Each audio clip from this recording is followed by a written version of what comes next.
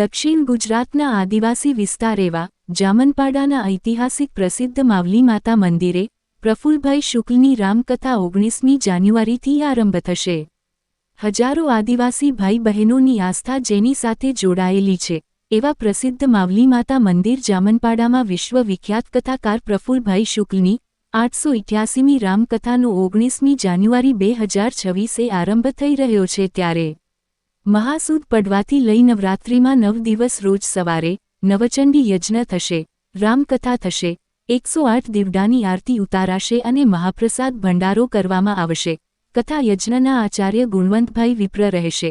આજે ખેરગામમાં આ રામકથાનું આયોજન નક્કી થયું અને સંકલ્પ શ્રીફળ મુહૂર્ત કથાકાર પ્રફુલ્લભાઈ શુક્લના હસ્તે જામનપાડા ગામના સરપંચ શ્રી કરસનભાઈ, આગેવાન એવા જગુભાઈ ગાવિત, સુરેશભાઈ દળવી, માજી સરપંચ એવા સંજયભાઈ ગાવિત, મહિલા આગેવાન શ્રીમતી ઉર્મિલાબેન ગાવિત, શ્રીમતી કોકિલાબેન પટેલ, શ્રી રસિકભાઈ ગાવિત, શ્રી મનીષભાઈ ભગરિયા, શ્રી જગ્યેશ ગાવિત, સિમિત ભગારિયા, હાર્દિક ભગરિયા, ભાવેશ ગાવિત, રાકેશ ગાવિત, વિરાજ ગાવિત, યશ ભગારિયા, પ્રિન્સ ભાગરિયા, જય ભગરિયા, બિપિનભાઈ પટેલ, કથાકાર નરેશભાઈ રામાનંદી, રવિન્દ્ર ગાવિત અને સમસ્ત ગ્રામજનોને રામકથા સંકલ્પરૂપી શ્રીફળ વિશ્વ વિખ્યાત કથાકાર પૂજ્ય બાપુ શ્રી પ્રફુલ્લભાઈ શુક્લ દ્વારા અર્પણ કરવામાં આવ્યું હતું।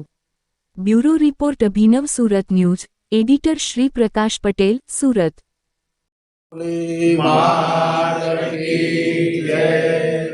આજે અમારા જામનપાડા ડુંગરી ઉપર બિરાજેલા મા વૈષ્ણોદેવી સમાન શક્તિપીઠ સમાન માવલી માતાના મંદિરે મહાનવરાત્રિ 19મી જાન્યુઆરીથી રામકથાનું મુહૂર્ત સંપન્ન થાય છે। ગામના આગેવાનો ભાઈ શ્રી કરશનભાઈ, જગુભાઈ, સુરેશભાઈ અને સૌ યુવાનો બેન ઉર્મિલાબેન સહિત સૌ આ કથાના આચાર્ય ગુણવંતભાઈ મહારાજ અને અમારા યુવાન કથાકાર નરેશભાઈ રામાનંદી, બિપિનભાઈ પટેલ ભેરવી સહિત સૌ આજે આ મુહૂર્ત કાર્યની અંદર સંપન્ન થાય છે।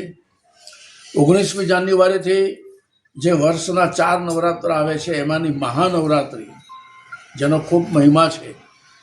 ભાગ્યશાળી છીએ કે મહાનવરાત્રિ માવલી માતાના આંગણામાં, માવલી માતાના ચરણોમાં આ નવરાત્રિ ઉત્સવ રામકથા રોજ સવારે નવચંડી યજ્ઞ અને 10 વાગે રામકથા, 12:30 વાગે મહાપ્રસાદ ભંડારો રાખવામાં આવ્યો છે।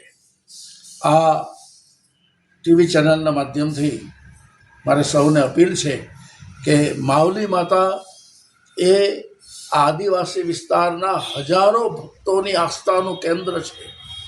એનું જે સત છે, અહીંયા અમારા આ કરશનભાઈ મોટા એનું સત છે। કોબરા નાગ કરડે પણ છતાં માવલી માતાની દયાથી એનો વાળ પણ વાંકો ન થાય, એ માવલી માતાનું સત છે।